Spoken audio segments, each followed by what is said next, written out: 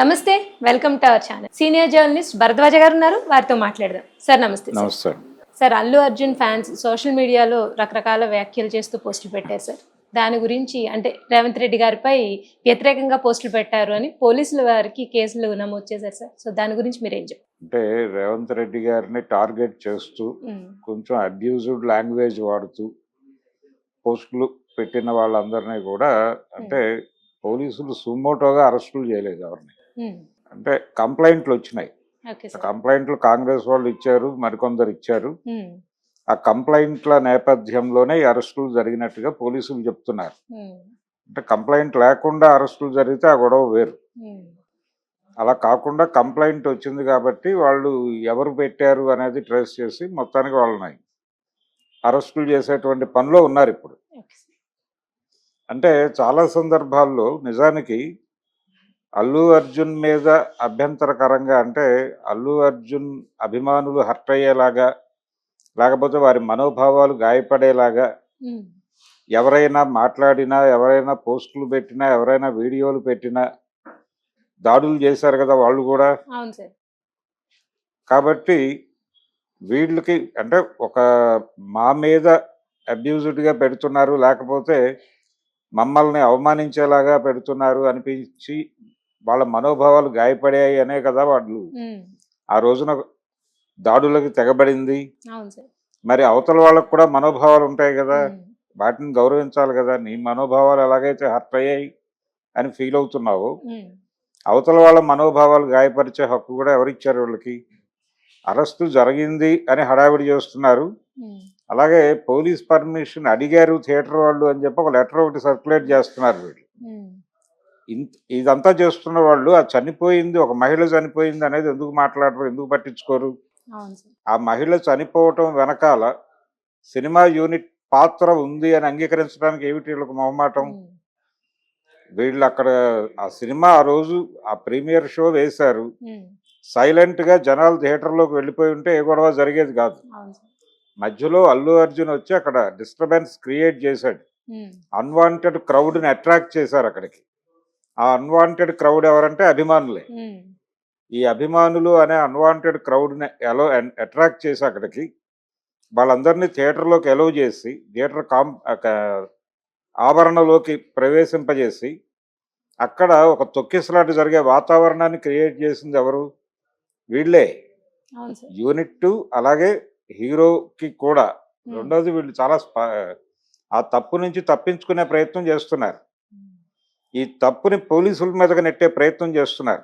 అది అల్లు అర్జును చేస్తున్నాడు, సంజయ్ థియేటర్ యాజమాన్యము చేస్తోంది, అభిమానులు కూడా చేస్తున్నారు. ఇదేదో ఆయన పేరు అంటే ప్రీ రిలీజ్ ఈవెంట్లో టికెట్ల హైక్కి సహకరించినటువంటి ప్రభుత్వాలకు కృతజ్ఞతలు చెబుతూ ఆయన కృతజ్ఞతలు చెప్పలేదు, ఆయన అభినందనలు చెప్పాడు. అల్లు అర్జున్ అభినందనలు చెబుతూ మాట్లాడిన సందర్భంలో ఆయన రేవంత్ రెడ్డి గారి పేరు మర్చిపోయాడు. మర్చిపోయి తడబడుతున్నటువంటి సందర్భంలో ఎవరో గుర్తు చేస్తే రేవంత్ రెడ్డి అన్నాడు. అంటే తన పేరు మర్చిపోయినందుకు ఇగో హర్ట్ అయ్యి ముఖ్యమంత్రి గారు ఈ అరెస్టుల పర్వం నడిపిస్తున్నాడు కక్షపూరిత ధోరణితో అని మాట్లాడుతున్నారు. సరే, ఆయన కక్షపూరితంగా చేశాడా మరొకట అనేది పక్కన పెడితే, మీ వలన మీరు ఆ థియేటర్ దగ్గర క్రియేట్ చేసినటువంటి ఒక తొక్కిసలాట కారణంగా ఆ చనిపోయిన మహిళ గురించి మీరెవరైనా ఎప్పుడైనా నోరు తెరిచి మాట్లాడారా?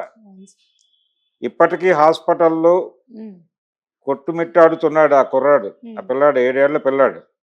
అతని దగ్గరికి ఎవరైనా వెళ్ళి చూసారా? ఇండస్ట్రీ మొత్తం వెళ్ళి పరామర్శించింది. జైలు నుంచి బయటకు వచ్చినటువంటి అల్లు అర్జున్ని అందరూ వెళ్ళి ఇంటికి వెళ్ళి ఓదార్చారు, పరామర్శించారు, అయ్యో అన్నారు.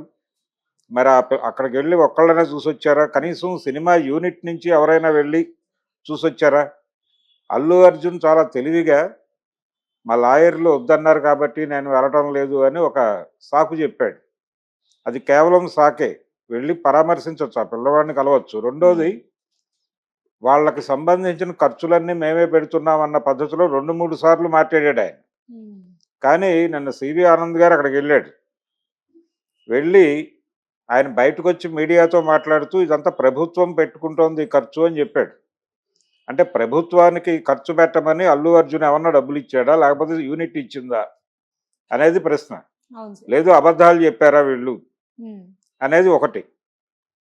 ఇంత వీళ్ళు గందరగోళం చేస్తూ తప్పుని కనీసం అడ్మిట్ చేయడానికి కూడా మొహమాట పడుతూ, ఉమ్, అలాగే తమని ఎవరైనా ఏవైనా అంటే వెళ్ళి దాడులు చేస్తూ, అల్లు అర్జున్ హాస్పిటలైజ్ అయ్యాడు అని ఒక వార్త రాసినందుకు ఒక మీడియా ఛానల్ ఆఫీస్ మీదకి వెళ్ళి దాడి చేసిన చరిత్ర ఉంది వీళ్ళకి. ఉమ్, వీళ్ళు వీళ్ళు ఇష్టం వచ్చినట్టు అవతల వాళ్ళని అబ్యూజ్డ్ లాంగ్వేజ్లో ఎలా పోస్టులు పెడతారు?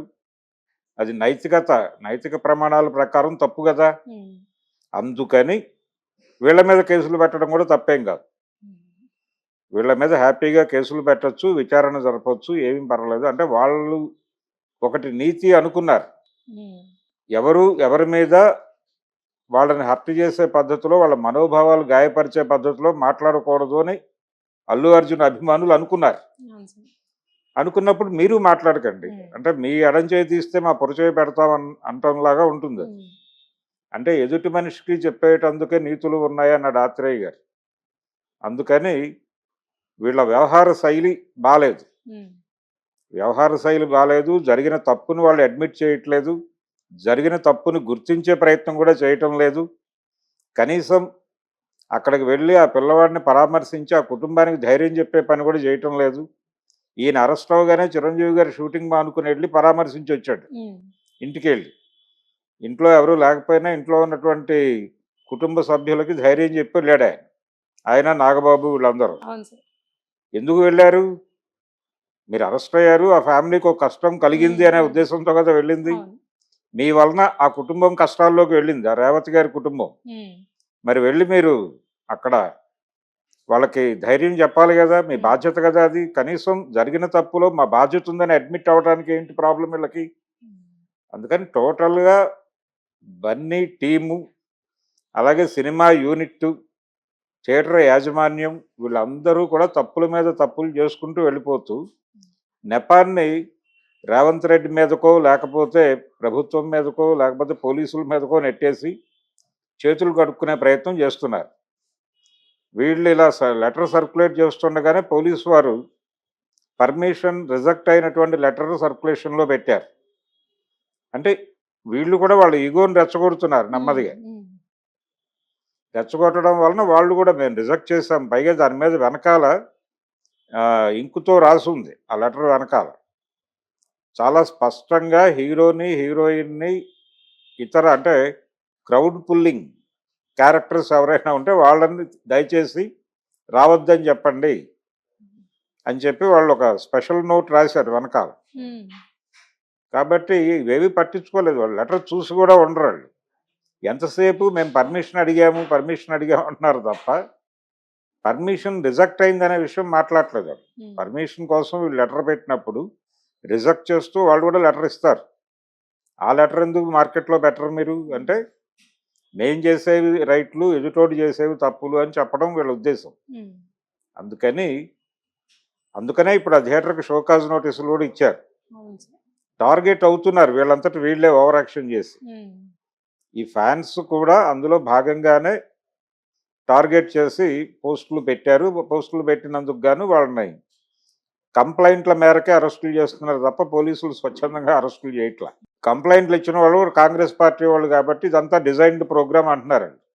డిజైన్డ్ ప్రోగ్రామే అయినప్పటికీ మీరు చేసింది తప్పు కాబట్టి అరెస్టులు చేస్తున్నారు. మేము ఫర్దర్గా ఇలాంటి తప్పులు చేయమని చెప్పండి, అయిపోతుంది, క్లోజ్ అయిపోతుంది. అక్కడేమీ పెద్ద వీళ్ళని తీసుకెళ్ళి టార్చర్ చేయటమో, మరొకటి చేయటమో థర్డ్ డిగ్రీలో ఏమి ఉండవు. అవును సార్. ఒక చిన్న హెచ్చరిక చేయటం కోసం ఈ అరెస్టులు జరుగుతాయి. ఇంతకుముందు కూడా జరిగాయి, ఇప్పుడు అదే జరుగుతుంది. మీ మనోభావాలు మీకెంత ముఖ్యమో అవతల వాళ్ళకు కూడా వాళ్ళ మనోభావాలు వాళ్ళకు ఉంటాయి.